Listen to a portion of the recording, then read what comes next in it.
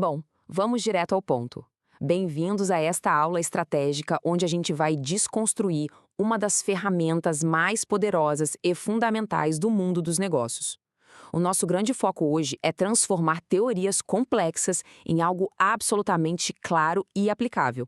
Vamos cobrir exatamente os fundamentos, os conceitos vitais e, claro, exemplos reais, sempre com aquela pegada de explicar o que é a ferramenta, por que ela é um requisito essencial para qualquer liderança e como fazer tudo isso na prática. E a nossa rota de hoje é super direta. Vamos passar pelos fundamentos da SWOT, entender por que usar a ferramenta, ver como executar na prática, falar sobre evolução estratégica com a matriz TOLS e fechar com exemplos reais de mercado. Ponto número 1. Fundamentos da SWOT. O que exatamente é esse framework estratégico? Basicamente, a gente não tem como construir uma estratégia que pare em pé sem entender as múltiplas forças que agem sobre o negócio. E a SWOT, criada lá nos anos 60 pelo Albert Humphrey, faz exatamente isso. Ela mapeia o lado bom e o lado ruim, dando aquela visão 360 graus que a gente tanto precisa. Forças, fraquezas, oportunidades e ameaças. É uma sigla simples, mas que transcendeu o tempo porque obriga a liderança a olhar para dentro e para fora simultaneamente, criando um retrato inegavelmente fiel da realidade antes de tomar qualquer decisão. E olha só que sacada genial da ferramenta. A grande divisão aqui é entre o que a gente controla e o que a gente tem que apenas se adaptar. De um lado, os fatores internos, as forças e fraquezas. É aquilo que está na nossa mão, tipo uma equipe super talentosa, uma patente exclusiva ou até, no pior dos casos, um processo burocrático e custos altos demais que precisam ser cortados. Do outro lado, o incontrolável, os fatores externos, oportunidades e ameaças. Pode ser uma nova tecnologia bombando ou um concorrente super agressivo.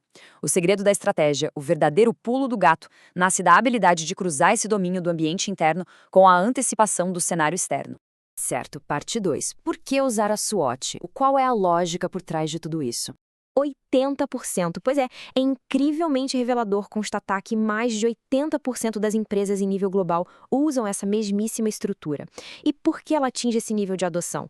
Porque ela consegue pegar aquele ambiente corporativo super caótico e complexo e transformar em inteligência pura, pronta para virar ação imediata.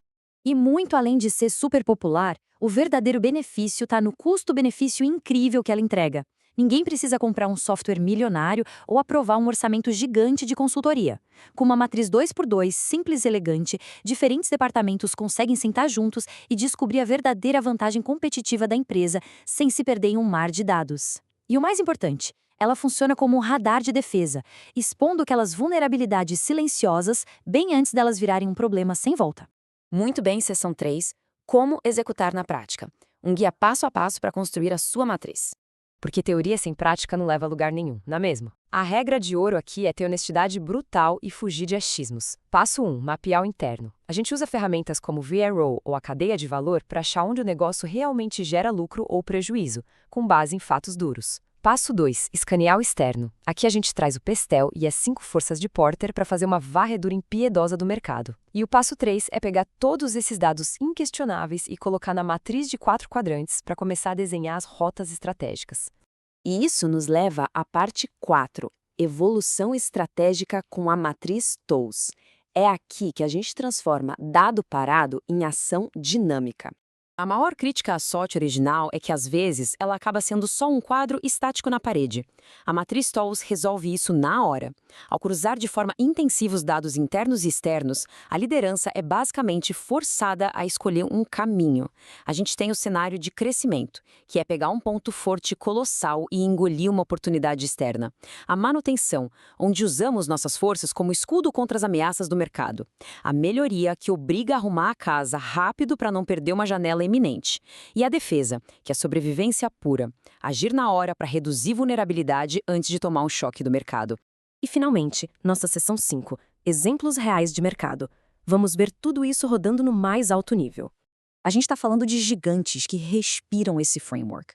A Amazon, por exemplo, se recusa a entrar em um mercado novo sem passar tudo pelo funil rigoroso de forças e ameaças para medir os riscos logísticos. A Tesla fez uma leitura magistral do ambiente externo, viu a oportunidade gigante na transição verde e cruzou isso com a capacidade de inovação deles. E a Starbucks sabe muito bem que ignorar uma fraqueza cultural e regulatória na hora de expandir internacionalmente pode virar uma ameaça que destrói todo o planejamento. Trazendo para um caso super especializado, a gente tem o exemplo da base logística da Sonews, lá em Angola.